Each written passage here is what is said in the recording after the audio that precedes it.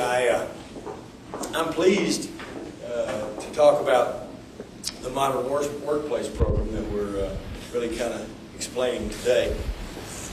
One of the things that we did in this administration, even before the swearing in, the inaugural, during that time frame after the election and during the transition, was to really try to get a handle on the various agencies and departments and individuals and responsibilities when it came to workforce, when it came to education as it related to workforce. And there were a disparate number of agencies that previously had had a lot of responsibility in that regard.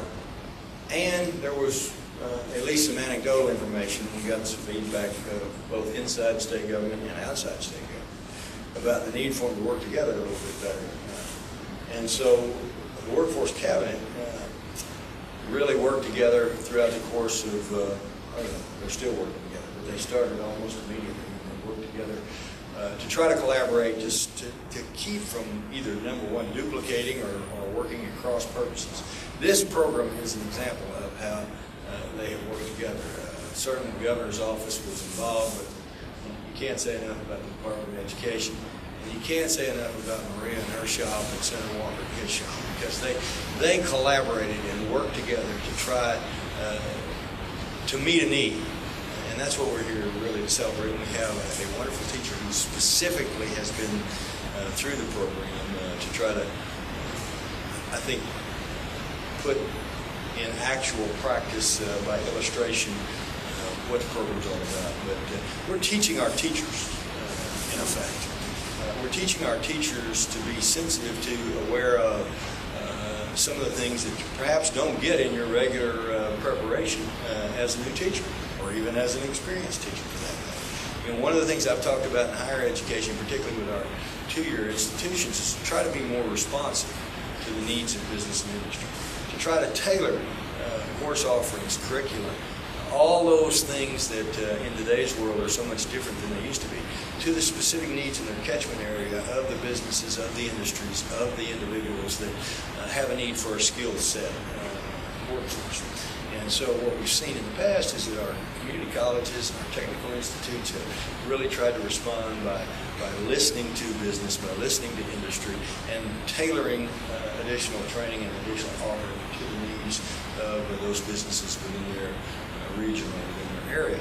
This actually is a desire to train our teachers, our public school teachers, to understand through immersing them to some extent in that business environment, in that workplace, in that industry, as to what some of the real needs are for those workers, so that even in the high school curriculum, in the high school training, we can actually intersperse or pepper, if you will, the curriculum with some additional information for our teachers to be able to best prepare their students for the workplace. So with that being said, let me introduce Ms. Taylor, MC Taylor, who is in Bay High School, and she can tell you specifically about her experience.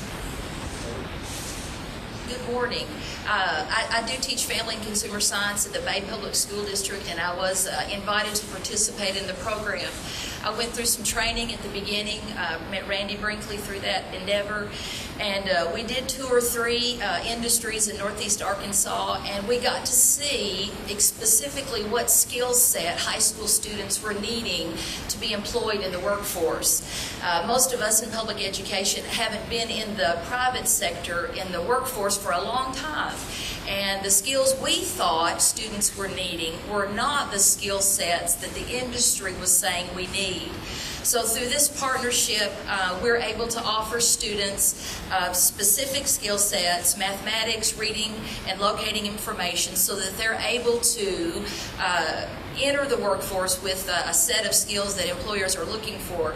I specifically made a connection with the Arkansas Career Readiness Certificate.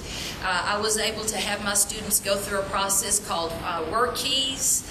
I have a student who did succeed in that endeavor, and she did test out, and we're looking forward to her certificate.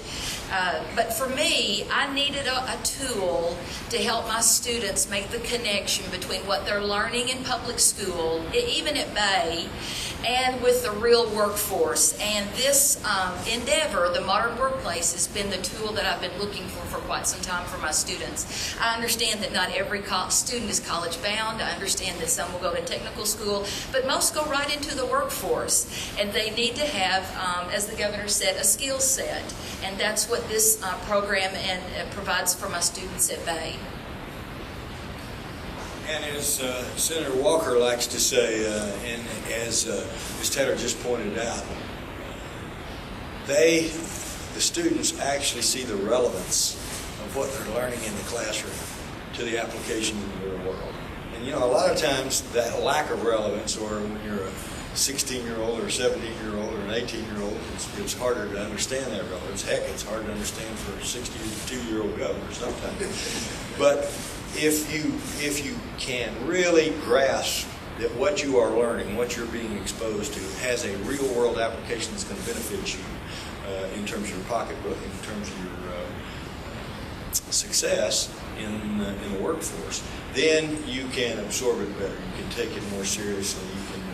You can engage it more forcefully. And so the relevance issue is so significant, so important.